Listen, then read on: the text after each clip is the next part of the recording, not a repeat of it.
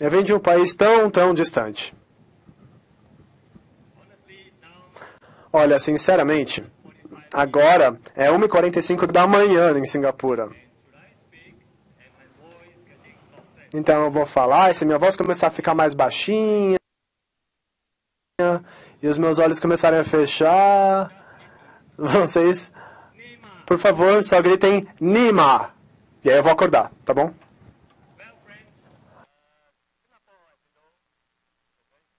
Como vocês sabem, Singapura é um país pequenininho. 790 mil metros quadrados.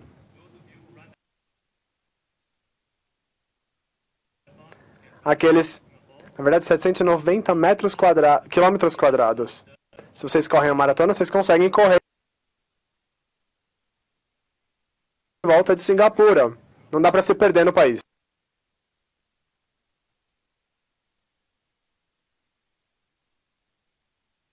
E o resto, peraí. Ah, tem chineses também. Pessoas que vêm da região da Eurásia e de outras partes do mundo.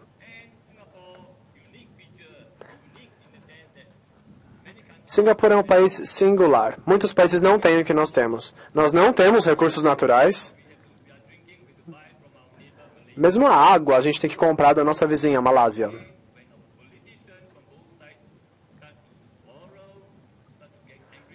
Nossos políticos, eles brigam muito. Nossos vizinhos da Malásia falam, peraí, pessoal do Singapura, vocês estão discutindo muito. Eu vou cortar o abastecimento de água de vocês, hein? Nós também dependemos de outros países para a parte da construção. Imaginem então, nós não temos recursos naturais, mas nós temos um recurso muito importante, que é os recursos humanos. É por isso que desde a nossa independência, em 1965, nós nunca desistimos. Toda a população de Singapura tem que ter a melhor educação possível. E, felizmente, hoje, em Singapura, nós temos muito orgulho de ter um dos melhores sistemas educacionais do mundo. É claro que tem muitos concorrentes aqui, não é? Pessoal da Finlândia, cadê? Eu sei que na Finlândia vocês têm boas notas lá, não é?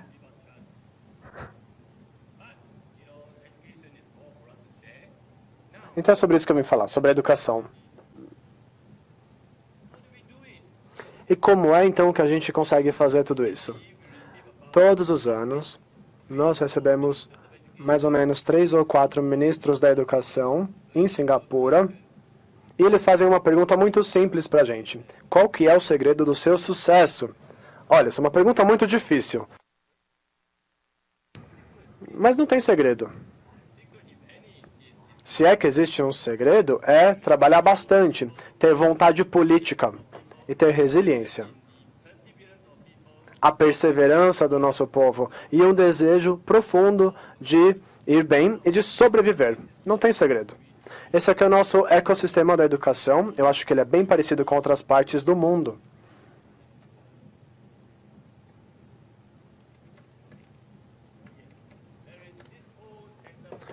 Temos aqui essa parte que nós chamamos de currículo. O currículo é um componente central de todo um ecossistema. E tem um triângulo aqui que eu desenhei.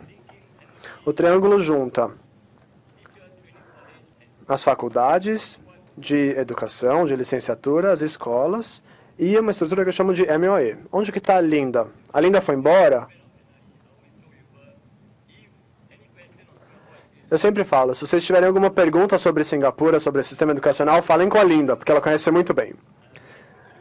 Esse triângulo é muito importante, eu vou explicar um pouco mais sobre ele depois. Mas é assim que começa tudo. Tudo começa a partir do currículo. Tem uma ligação aqui entre a escola, os alunos. E eu quero chamar a atenção a esse termo aqui, resultados desejados da educação, que está em vermelho. Esse foi um consenso ao qual chegamos em Singapura.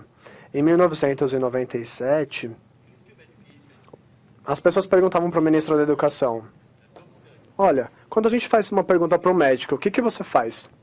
Os médicos respondem o quê? O médico fala, eu salvo vidas, não é? E o engenheiro, se a gente perguntar para ele, o que é que você faz? Ele vai falar, eu construo a cidade, construo a infraestrutura. E quando a gente pergunta para os professores, eles abaixam a cabeça, olham para baixo e falam, eu ensino. Nosso ministro da Educação falou, não, isso aí não provoca nenhum impacto. Não está nada boa essa resposta.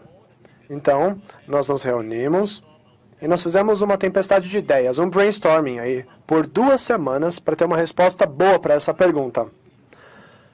O que é que você faz então? Eu ensino. E qual é a sua missão? Eu moldo o futuro da minha nação. É uma declaração poderosa, não é? Eu moldo o futuro da minha nação. Obrigado, obrigado.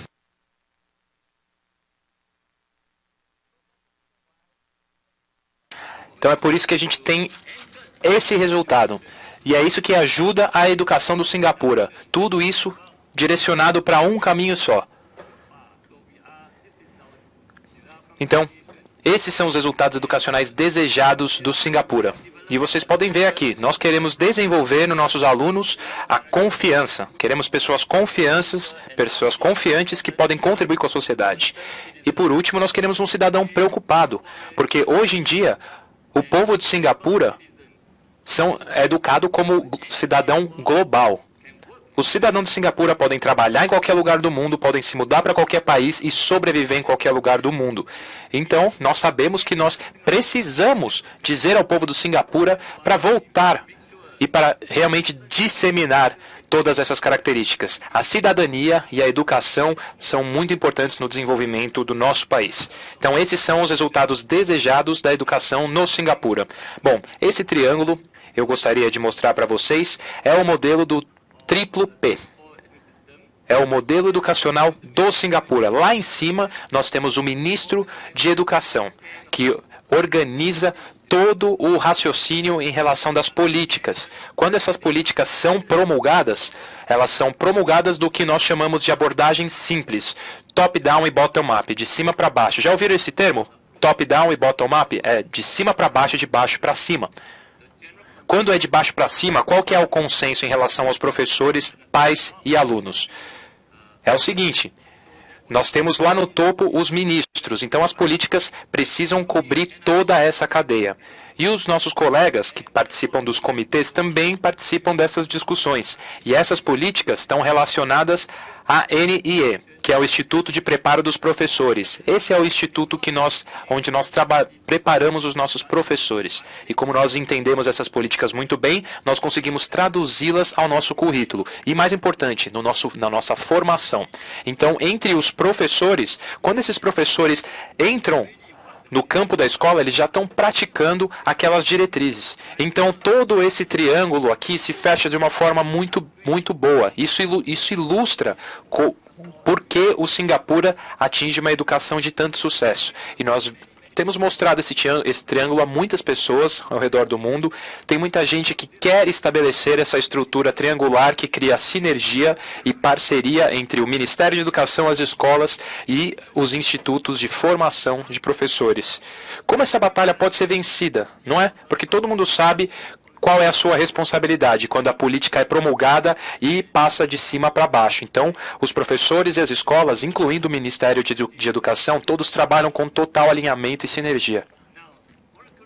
Agora, para o currículo, bom, tem muita coisa para falar sobre a nossa base nacional comum, mas nós acreditamos que o currículo deve ter 3 grandes componentes. Primeiro, o componente escrito. Alguém estava falando que é muito fácil escrever um documento, né? Você pode ter o texto mais rebuscado e bonito do mundo, mas ensinar aqueles princípios e realmente concretizar o currículo é um grande problema. E examinar o currículo é ainda mais difícil. Então, novamente, nós temos aqui um triângulo de 3 componentes que são muito importantes para o currículo e essas 3 coisas precisam ser muito bem pensadas. Bom, a gente mostrou o nosso marco da educação para muitos países, incluindo países de todos os continentes.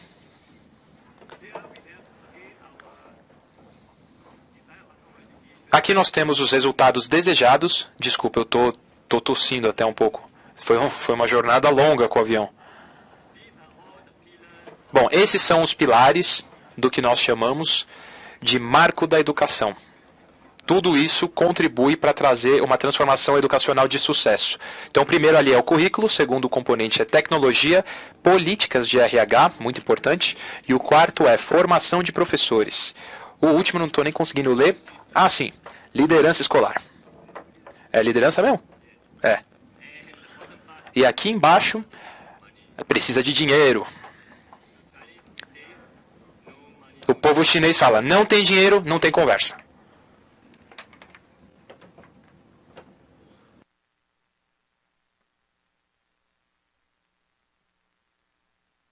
And so we have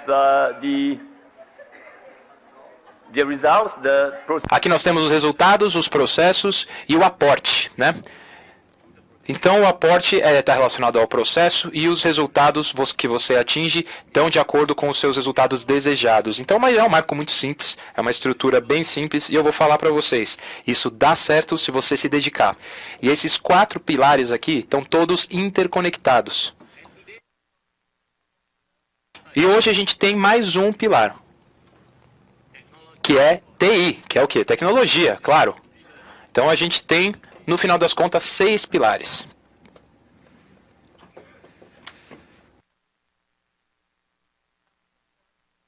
Agora eu só quero resumir para vocês um pouquinho de como o Singapura conseguiu atingir o seu status atual.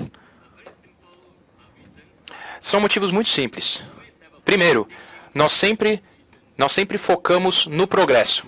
Nós temos um Ministério de Educação muito progressista. Nós acreditamos que a educação não é apenas para hoje, mas também para o futuro. Certo? Não dá para você focar só no dia de hoje. Você precisa fazer a educação do futuro. Por exemplo, hoje nós temos uma educação muito baseada em competências e passamos também para a educação baseada em valores. O nosso foco hoje é aplicar o ensino, aplicar a aprendizagem, criar situações de aprendizagem. E depois nós temos também um preparo muito profissional, muito responsivo dos professores. A palavra-chave aqui é que a aprendizagem vai para a vida toda. Nós temos experiência entrevistando possíveis professores, então a gente sempre pergunta para os nossos candidatos: bom, fulano, por que você quer ser um professor? E alguns falam: ah, porque eu tenho chamado. Sabe o chamado? A gente fala: quem chamou vocês? Aí eles não respondem mais, né? Eles desistem de responder. E alguns falam: quando eu era criança eu gostava muito de ensinar. Ainda mais interessante, né?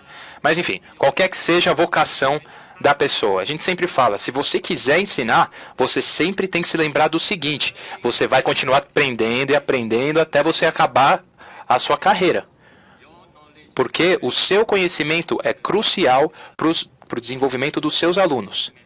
Então, essa mensagem é sempre enfatizada para os nossos professores. E às vezes, a gente sempre acredita que os professores são muito importantes. E todos são igualmente importantes. Os líderes escolares também. Os dirigentes, os gerentes da escola precisam ser valorizados. Vocês ficariam surpresos como eles são importantes. E tá, vocês concordam ou não? Obrigado, Emílio. O Emílio já foi para Singapura, tá? Então ele é um amigo meu, ele sabe tudo.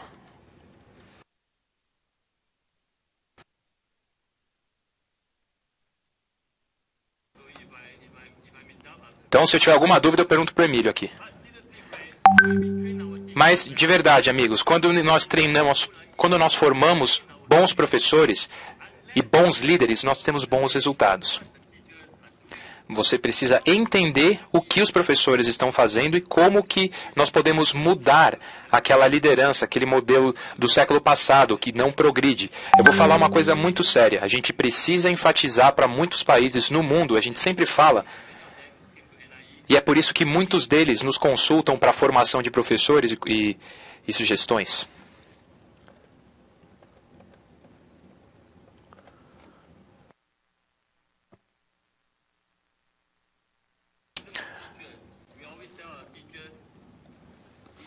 Preparação dos professores. Nós sempre falamos para os professores que ensinar não é um emprego. Se você quiser emprego, procura outro setor.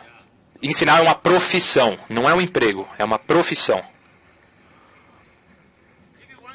Se você quiser um emprego, esquece o trabalho de professor, porque o seu trabalho como um professor é um trabalho de grande responsabilidade. Não vamos esquecer que o futuro do país depende do que você faz em sala de aula. Então não dá para desmerecer isso. E nós sempre enfatizamos para os nossos professores que eles precisam ter um grande desejo de ter sucesso. Quando eles olham os jovens alunos, as crianças se desenvolvendo ao longo dos anos, até se tornarem homens e mulheres de sucesso, isso é algo muito gratificante. Vocês entendem? Todos vocês aqui que são professores, vocês concordam com isso, não é? 2 ou 3 anos atrás, quando eu estava entrando na cantina lá da nossa instituição, chegou um cara por trás de mim e que me pegou, eu fiquei com medo, né? Um homem grande, eu achei que eu estava sendo estrangulado pelo incrível Hulk ou alguém assim. Ele falou, oi senhor. E eu olhei para cima e falei, quem é você? Ele falou, eu fui seu aluno. Você me deu aula no 3º ano. E isso 40 anos atrás. E eu perguntei, como é que você lembra de mim? E ele falou, porque você me fez sentar na cadeira, lá do fundo da sala. Porque eu era um menino elevado, então eu lembro do senhor. Eu falei, você não pode lembrar de mim por um motivo melhor, não? Mas de verdade, é muito bom você ter alguém que lembra de você, porque você ensinou algo de valor. É realmente maravilhoso. Então, se você quiser ser professor ou professora, por favor, demonstre o desejo de você fazer o melhor pelas crianças. E 4, uma política nacional focada e dirigida por professores. Isso é muito importante. No Singapura, os professores são preciosos para nós. São valiosos. Nós tratamos os professores como joias. Como joias, exatamente.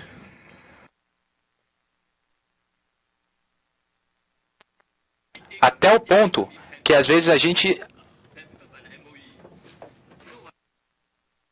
acha que eles estão sendo até... A gente acha até que eles estão realmente vestindo essa camisa. Sabe o dia do professor? Você recebe qualquer coisa no dia do professor, menos um carro, né? Mas, de verdade, essas pessoas são muito importantes. E o Ministério de Educação acredita que tem uma coisa muito importante que eu quero compartilhar com vocês.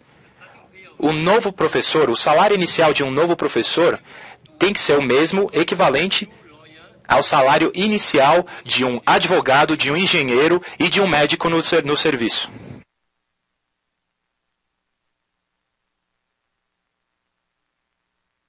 That means teaching is... Isso significa que a profissão do professor é honrável.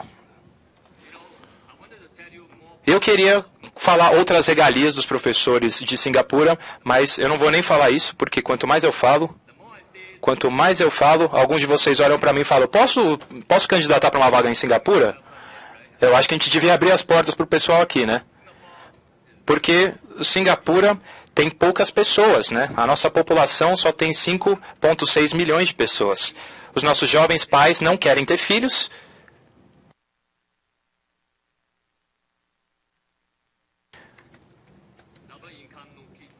Se tiver 2 dígitos de renda, o pessoal não tem filho. É isso que eles falam lá.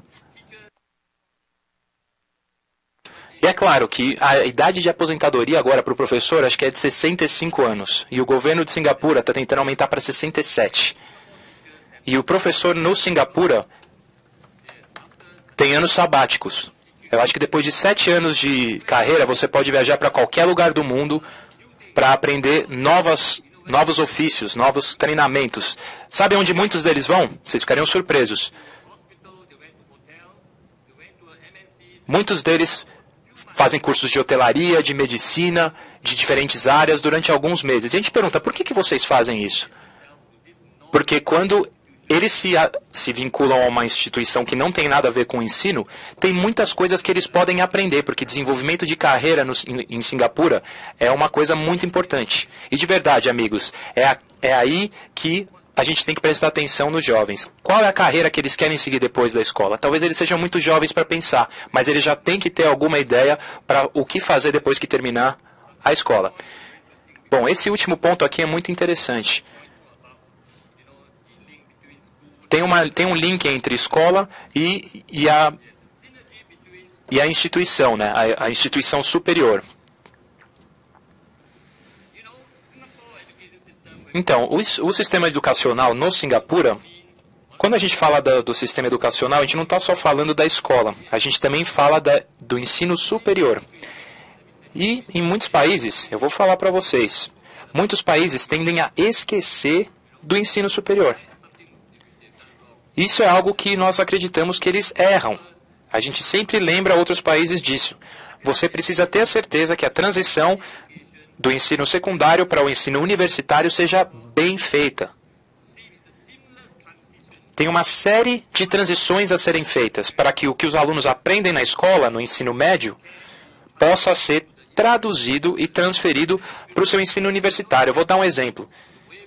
Vocês sabiam que no Singapura a gente ensina os nossos alunos de um jeito diferente. Nós ensinamos eles a questionar, pensar e explorar, a analisar um problema de diferentes perspectivas. E nós ensinamos os alunos a ser críticos. Todas essas habilidades são ensinadas no nível universitário. Então, quando os alunos vão para a faculdade, eles não são alienados pelaquela antiga forma de ensinar. E eu preciso dizer outra coisa para vocês. Os professores universitários são muito engraçados. São as pessoas mais engraçadas e teimosas do mundo. Teimosas, sim. Olha, Verão, não quero falar diretamente de você, mas infelizmente a Linda Hammond não está aqui, senão ela ia me estrangular. Por quê? Porque eles estão ensinando na universidade há tanto tempo, que quando você chega na sala deles, eles dizem a você, menina, você vai aprender isso comigo, faz o que eu mando. Mas eles esquecem que aquela forma de ensinar pode ser obsoleta, né? Pode ser obsoleta. Eles vivem num mundo deles, eles vivem na própria bolha. E a relevância dessas tradições antigas muitas vezes é baixa para hoje em dia. Então, no nosso ensino superior em Singapura, nós sempre prestamos atenção nas inovações do país e da escola. Por isso que a sinergia é muito boa entre a escola e as redes de ensino superior. O professor no Singapura, só mais uns pontos aqui, ele é bem treinado, confiante e profissional. Ele vê o ensino não como um emprego, mas como uma profissão. E é apaixonado e gosta de moldar o futuro da nação, porque é esse o trabalho do professor. E eu posso dizer para vocês, com honestidade, que toda a formação de professores no nosso instituto, a gente vê o orgulho neles no dia da formatura. Nós temos um juramento. Vocês têm juramento? Vocês têm o juramento do professor, sabe? Quando você termina a sua formação, nós temos um juramento. E quando você vê os professores fazendo o seu juramento, é muito bonito. Você vê ali o que você criou, é uma cena muito bonita, todos falando juntos, engrossando o coro, dizendo que querem fazer algo pela vida das pessoas. E o líder escolar no Singapura também é uma pessoa muito importante. Vocês podem ver que no topo do triângulo nós temos o líder pedagógico. Essa pessoa precisa saber as estratégias pedagógicas, precisa saber o que é uma pedagogia inovadora. E aqui no centro dessa pirâmide, precisamos dos líderes comunitários, pessoas que conhecem o ambiente da escola. Pessoas que podem compartilhar a experiência escolar com a comunidade. E por último, mas não menos importante, na base do triângulo, é muito importante ter um diretor que seja um líder visionário. O diretor precisa olhar para o sistema educacional não hoje, mas de olho no futuro. Esse é o papel do diretor hoje no século XXI. E todo ano, na nossa instituição, nós recebemos aproximadamente 300 diretores de escolas e reitores de faculdades vindos da China. 300 deles vêm todo ano para o Singapura. Nós sempre perguntamos para o ministro de Educação da China, o que vocês querem aprender com Singapura? Sabe o que eles falam? Nós queremos aprender muita coisa com o sistema de vocês. Por mais que a China, a população da China tem mais gente na China que no Brasil, não é? Sim, a China é tão grande, mas ainda assim eles estão dispostos a aprender. Vamos lá, se a China está disposta a mudar, e o Brasil? Com certeza dá para fazer. Não tem problema. É só precisar ter um desejo profundo. Só caso de ter um desejo profundo. Então, como parte do programa de desenvolvimento dos nossos professores, nós temos duas regras. Aqui do lado esquerdo, nós temos a formação de bacharel, que os professores podem ter, e eles podem subir para programas certificados até tirar o seu PhD. Tem também o bacharel de meio período. Então, eles têm a possibilidade de obter o seu PhD, o seu doutorado em educação. E aqui do lado direito, nós temos os professores que já têm diplomas. E eles podem também chegar no estágio do PhD. Todo ano, no Singapura, o professor precisa passar por 100 horas de formação profissional. Isso é obrigatório, pessoal. 100 horas de formação profissional para todos os professores. E tudo isso é registrado anualmente. Tudo isso é financiado pelo governo. Então, alguns professores que vêm para a nossa instituição, alguns professores fazem formação em outros lugares para conseguir cumprir as suas 100 horas. A política é bem sucedida no Singapura. Bom, tem alguns motivos. Nós sempre definimos a Singapura como um marco de descentralização centralizada. E nós chamamos essa abordagem de cima para baixo e de baixo para cima.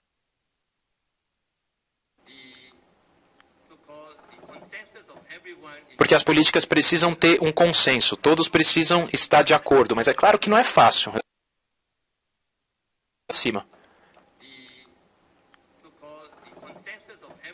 Porque as políticas precisam ter um consenso, todos precisam estar de acordo, mas é claro que não é fácil. Eu vou dar um exemplo, eu acho que o próximo slide já mostra.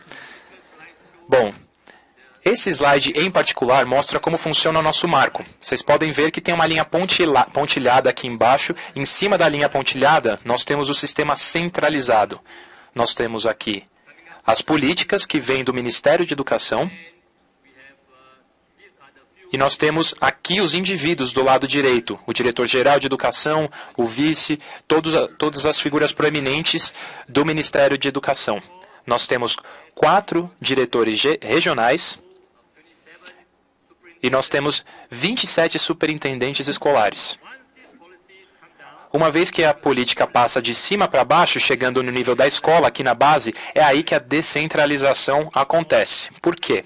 Porque no Singapura, os diretores têm muita autonomia. Sabem autonomia? Autonomia, sim. Autonomia para gerir escola. E eu posso dizer para vocês honestamente que isso é muito, muito importante. Uma vez que o diretor tem autonomia para gerir a escola, você consegue ver a coisa acontecer. Você consegue ver a criatividade vindo à tona. Dá para ver que a escola foi transformada. Até o ponto que hoje em dia nós temos um ministro de Singapura que desenvolveu uma nova política, que se chama Toda escola é uma boa escola em Singapura. Todo lugar que você visitar vai ser uma boa escola. Essa é a política que ele estabeleceu. É uma meta, uma expectativa muito, muito alta, né? Mas eu posso dizer para vocês honestamente que nós vamos chegar lá. Então esse é o nosso marco. Bom, em 97, eu só queria dar um exemplo aqui para vocês de como as políticas têm esse efeito cascata e passam de cima para baixo, chegando à base nas escolas. Em 1997, o Singapura passou por uma transformação muito importante. A política tinha o lema, escolas que pensam, nação que aprende. Gostaram desse lema, pessoal? Escolas que pensam, nação que aprende. Gostaram? Bom, isso quer dizer o quê? Quer dizer que as escolas precisam aprender a pensar. Claro, as pessoas, não a escola, mas coletivamente a nação dessa forma se torna uma nação que aprende. Então, isso foi um grande marco, foi uma inovação política que deu muito foco à criatividade e uma educação holística para todos. Então, como eu disse antes, isso é muito importante para poder valorizar a educação e como nós podemos traduzir esses resultados desejados da educação para o conteúdo curricular.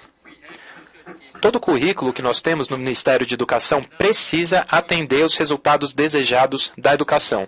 Em outras palavras, a gente não pode cortar caminho, a gente precisa entender o objetivo. Em outras palavras, você precisa entender os resultados desejados de educação, ou RED, E qual é a estrada para chegar lá? Como resultado, nosso sistema mudou muito. A mudança na nossa educação agora é centrada no aluno. A gente é muito dirigido por habilidades e por valores. E esse slide aqui mostra essa iniciativa, Escolas que Pensam, Nação que Aprende.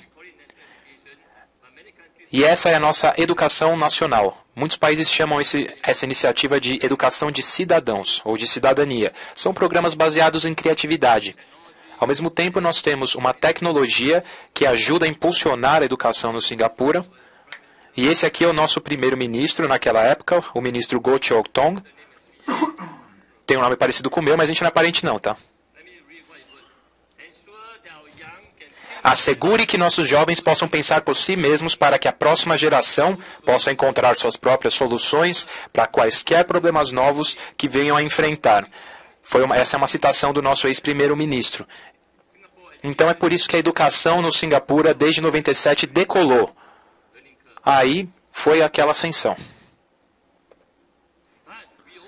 Porém, nós também temos problemas e desafios nessa visão de escolas que pensam, nação que aprende. Nós precisamos mudar essa abordagem pedagógica do ensino didático, precisamos transferir esses esforços e conhecimentos para os alunos, para passar para um ensino baseado em habilidade e qualidade. E precisamos mudar as abordagens de avaliação para atingir esse pensamento de ordem superior. Um ponto muito importante para todos nós é ter a infusão dos valores e da educação de caráter no currículo formal e informal. E por último, em Singapura nós acreditamos muito na pesquisa sobre educação. Vocês sabiam que todo ano o governo de Singapura dá à nossa instituição 20 milhões de dólares para trabalhar só em pesquisa de educação? E na nossa instituição nós temos a maior coleção de cientistas do mundo. São 200 cientistas trabalhando em período integral só com pesquisa de educação. Então vocês podem acreditar que as nossas políticas são baseadas em evidências, sempre. Então, quando nós preparamos os nossos professores, nós sempre damos foco nesse triângulo. Eu acho que está acabando o meu tempo. Eu vou falar sobre o último slide. Obrigado. Agora, esse aqui é o modelo V3SK sobre educação de professores. Esse aqui é o modelo. Meus amigos, hoje em dia a gente não pode esquecer dos valores na educação. São valores e mais valores. É por isso que a gente fala muito sobre a inteligência socioemocional, a aprendizagem socioemocional. Tudo isso se resume a valores. E é por isso que nós temos aqui 3 pilares de valores. O primeiro bloco são valores centrados no aluno. O professor tem que entender quem é o aluno dentro da sala de aula, quais são os valores que eles precisam aprender. E o professor em si também precisa incorporar esses valores. E por último, os valores da comunidade. Claro que nós temos as habilidades e o conhecimento, que tem o seu papel. E esses blocos entrelaçados juntos compõem o desenvolvimento dos professores que irão moldar os cidadãos de Singapura no futuro. Olha, vou falar para vocês, esse diagrama está sendo divulgado no mundo todo e o pessoal brinca. Sabe o Azerbaijão?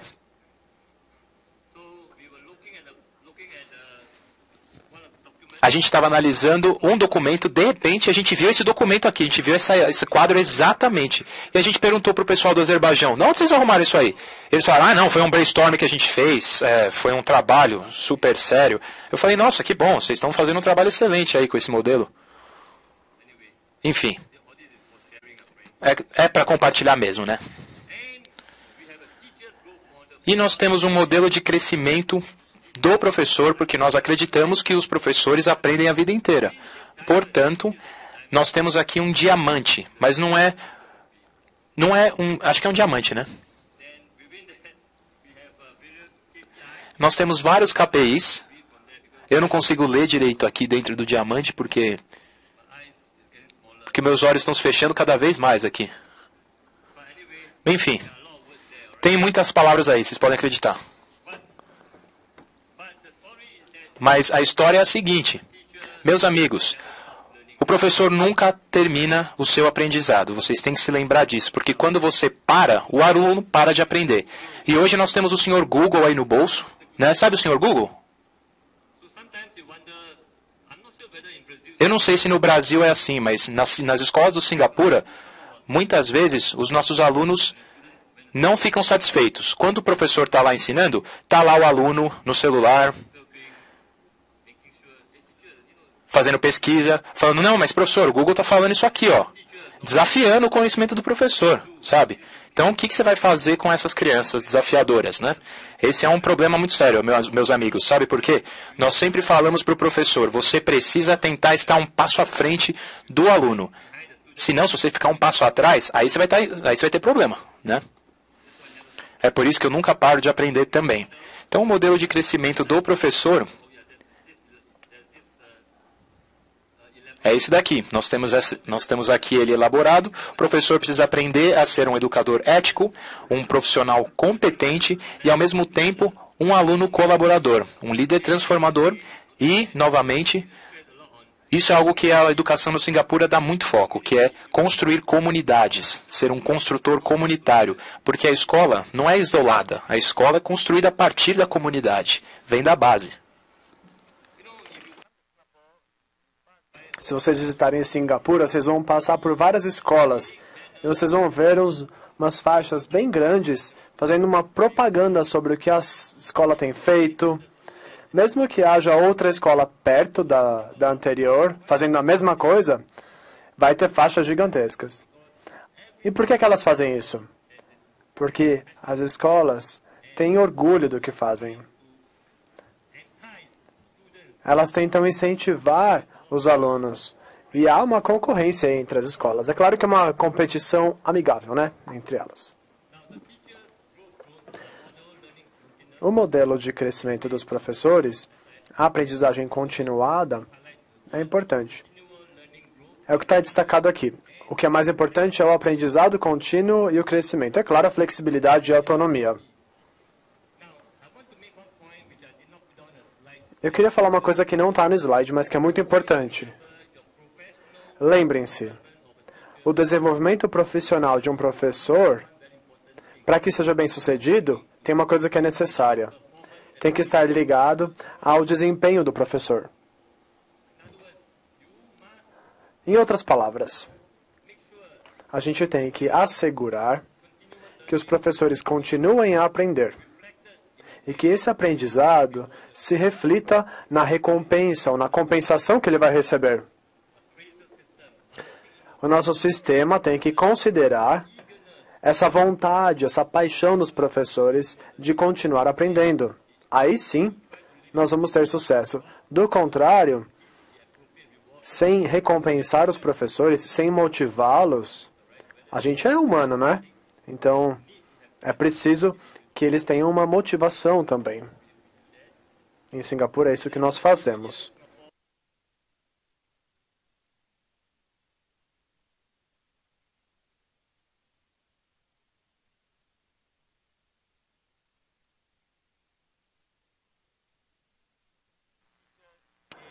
Olha, de novo, os professores são muito importantes em Singapura. O modelo de crescimento dos professores também tem diversos modos de aprendizagem. Eles podem aprender sozinhos, aprender através de uma comunidade de professores, através de uma agenda ou mesmo online. Por fim, eu gostaria de compartilhar esses tópicos com vocês. Os pontos de transformação educacional de sucesso de Singapura. Esse slide é um que a gente sempre mostra para os nossos visitantes. Singapura era parte do Império Britânico por mais de 150 anos.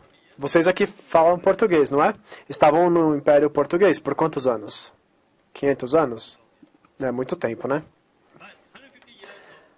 Mas a gente estava dentro do colonialismo britânico por 150 anos. O que é que eles deram para a gente, então? Qualquer forma de colonialismo é prejudicial. Mas eles deixaram 3 coisas boas para nós. Em primeiro lugar, um porto moderno. Número 2, nossa Constituição. Ou seja, a nossa vida está protegida. Em terceiro lugar, o idioma inglês. E é por isso que quando nós nos tornamos independentes em 1965, o senhor Lee Kuan Yew, alguém conhece ele? Alguém já ouviu falar do Lee Kuan Yew? Ele é um amigo meu. Quando ele se tornou primeiro-ministro, ele defendia a ideia de que nós precisávamos manter o idioma inglês como o principal idioma em todas as escolas. Mas isso não significa que nós jogamos fora nosso idioma materno, que é o chinês. Nós aprendemos o chinês. O pessoal da Malásia aprende seu próprio idioma. O pessoal da Índia aprende seu próprio idioma e nós também. Agora, o inglês é usado nas escolas. Isso tem sido muito importante para Singapura. Então, qualquer país que um dia foi colônia de alguma potência europeia precisa conseguir se livrar do seu legado colonial e trabalhar com perspectivas e políticas inclusivas. Algumas políticas não são populares. Em Singapura, quando nós adotamos o inglês como idioma principal, nós tivemos que fechar as escolas tradicionais vernaculares. Não temos escolas malaias, chinesas, indianas, somente escolas que trabalham com o idioma inglês, mas que podem falar o seu idioma nativo dentro das escolas, sim. Isso causou algum descontentamento civil por um tempo. Mas é importante pensar que a educação tem que estar alinhada com as nossas necessidades do país, necessidades econômicas e sociais. E aí a divergência entre o desenvolvimento econômico e educacional acontece. Número 4. Temos que ter uma abordagem pragmática da política, ao invés de uma abordagem ideológica. Nós não trabalhamos com ideologias, queremos trabalhar com coisas que funcionam.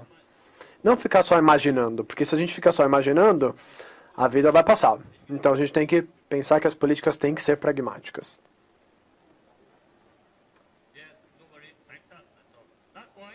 Bom, o último então.